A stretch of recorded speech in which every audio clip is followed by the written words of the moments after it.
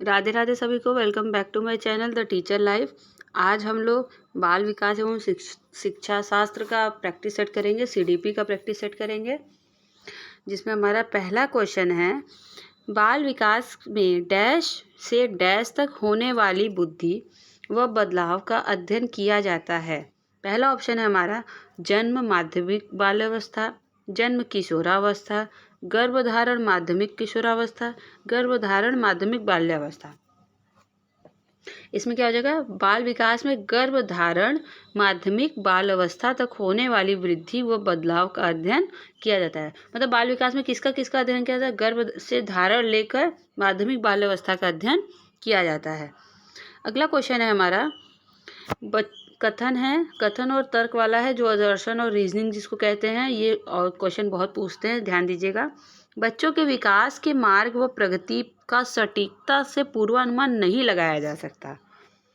बिल्कुल सही है, नहीं लगाया जा सकता। कोई बच्चा कितना प्रगति करेगा, कितना तेजी से बढ़ेगा, क्या बोलेगा, मतलब बोलना सीखेगा, चलना सीखेगा, इसमें हम लोग अप्रॉक्स बता सकते हैं, लेकिन एग्जैक्ट नहीं बता सकते हैं। आनुवांशिकता व पर्यावरणीय कारकों के अनूठा संयोजन बच्चों में अलग अलग बदलाव का मार्ग तय करते हैं। हाँ, ये भी सही है। मतलब कि हमारे दोनों कथन सही हैं।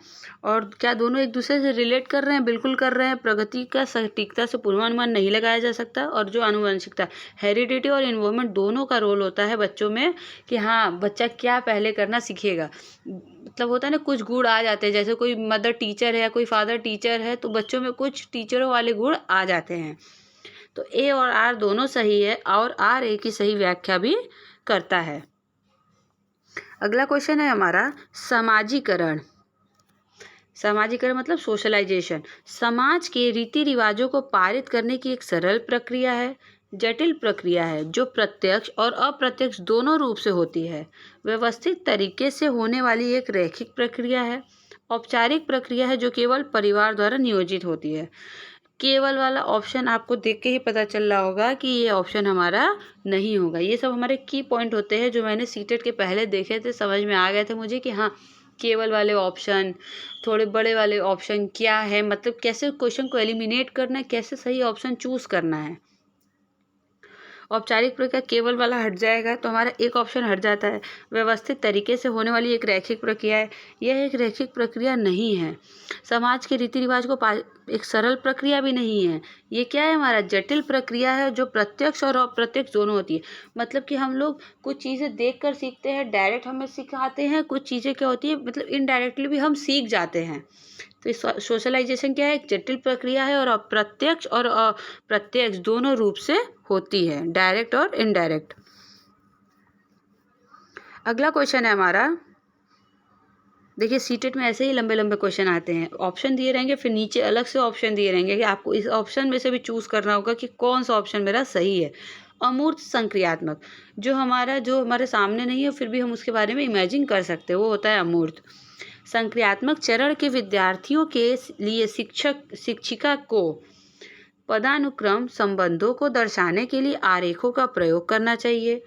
परिकल्पनात्मक सोच को विकसित करने के लिए समस्याएं प्रस्तुत करनी चाहिए। अमूर्त समस्याएं नहीं प्रस्तुत करनी चाहिए। समस्याओं को सुलझाने और वैज्ञानिक तर्क देने के अवसर उपलब्ध करवाने चाहिए। इसमें हमारा देखिए ऑप्शन ए तो सही है, पदानुक्रम संबंधों को दर्शाने के लिए आरेखों का प्रयोग करना चाहिए, ठीक है।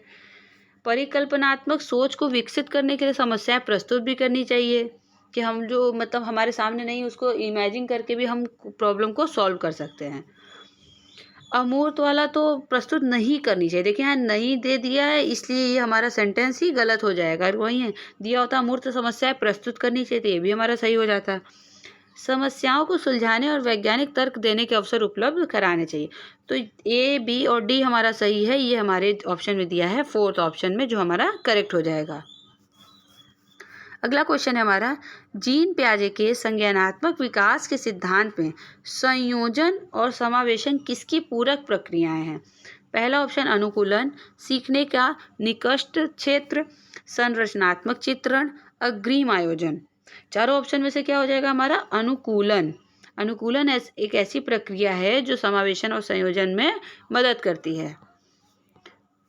अगला क्वेश्चन है हमारा, बच्चों के सीखने के संदर्भ में जीन पियाजे डैश को जबकि लेव वाइगोत्स्की डैश को महत्व देते हैं। जीन पियाजे संज्ञानात्मक को महत्व देते हैं, जो हमारा मतलब संज्ञानात्मक विकास की थ्योरी दिए थे, और वाइगोत्स्की किसको महत्व देते हैं? वाइगोत्स्की समाज सोशियो कल्चर को महत्व देते हैं। तो आप लोग सोशियो कल्चर से भी पता कर लेंगे कि सांस्कृतिक उपकरण कहाँ पे है। तो हमारा परिपक्वता और सांस्कृतिक उपकरण को महत्व देते हैं। अगला क्वेश्चन है हमारा, लेव वाइगोत्स्की के अनुसार निम्नलिखित में से कौन सी शिक्षा शास्त्रीय प्रणाली संज्ञानात्मक विकास को बढ़ावा देने के लिए सही नहीं है? देखिए फिर से नहीं वाले ऑप्शन आए हैं, और नहीं वाले क्वेश्चन को आप लोग को बहुत ध्यान से पढ़ना होता है, क्योंकि उसमें 3 सही होता है, 1 गलत हो जाता है। कभी कभी हम लोग क्या करते हैं, जल्दी जल्दी में सही वाले ऑप्शन को टिक कर देते हो और OMR भर देते हैं, जिसके बाद आप सही नहीं कर सकते हो। इसलिए आप लोग पहले बुकलेट में टिक किया करिए, तब जाके आप लोग 30 क्वेश्चन करने के बाद, जैसे मैंने CDP का 30 क्वेश्चन कर लिया था, फिर मैं OMR भरी थी, जिससे मुझे हेल्प मिल गई थी। जैसे मैंने 25 अप्रॉक्स रखा था कि 25 मिनट में मुझे 30 क्वेश्चन करने हैं और 5 मिनट में मुझे OMR भरने हैं पूरे। 7th वाला क्वेश्चन आप लोग देख लीजिए, निर्देशित आदान प्रदान है, व्यापक चर्चाएं हैं, सहयोगात्मक अधिगम है, दोहराव व स्मरण करना, मतलब रिपीट करना, इसको मेमोराइज करना। तो हमारा क्या हो जाएगा? दोहराव व स्मरण करना गलत है। निर्देशित सही है, व्यापक चर्चाएं भी सही है, सहयोगात्मक भी सही है, खाली स्मरण करना नहीं होगा, क्योंकि वहाँ पे रोट लर्निंग का भाव आ जाता है कि बच्चा खाली रटकर सीख रहा है।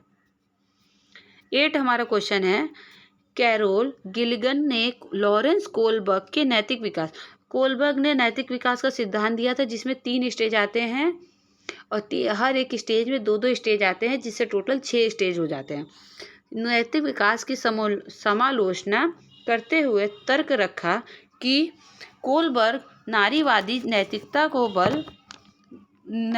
जो डैश पर बल देती है को नकारते हैं। मतलब कोलबर्ग ने एक नैतिक विकास में नारीवादी की नैतिकता को बल नहीं दिया है। इसमें क्या हो जाएगा? देखभाल की नैतिकता सही है, नैतिक आदर्शों नहीं होगा, न्याय की नैतिकता नहीं होगा, सामाजिक अच्छाई की चिंता नहीं होगा। ये तीनों उन्होंने किया हुआ है, और इसको खाली देखभाल की नैतिकता नहीं किया है, इसीलिए वो गलत हो जाएगा। हावर्ड गार्डनर ने क्या दिया था? बहुबुद्धि सिद्धांत दिया था, जिसमें उन्होंने 8 से 9 प्रकार की बुद्धि बताई थी।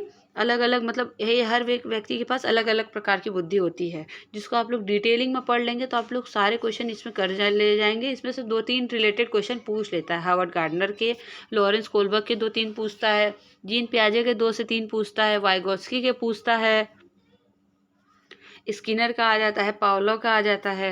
इसमें पहला ऑप्शन है हमारा, बहुबुद्धि का सिद्धांत प्रतिपादित किया था, जैसा कि मैंने अभी बताया।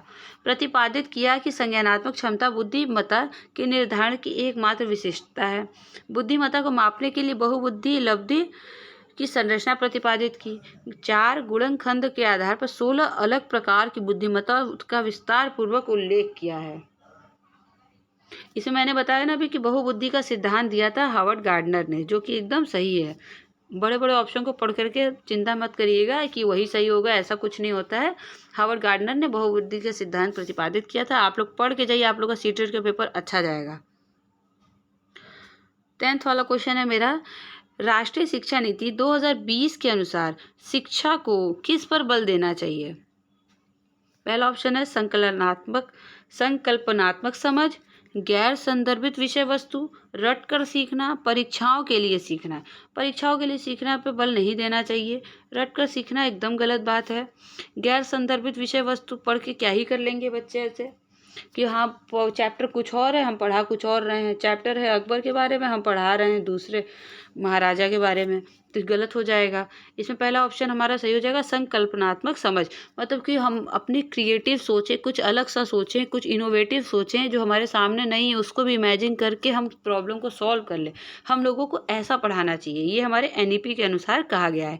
आज के लिए इतना ही। आगे की वीडियो में मैं इसके आगे का क्वेश्चन कंटिन्यू करूँगी। आप लोग लाइक कर दीजिए, कमेंट कर दीजिए, सब्सक्राइब कर दीजिए। Thank you.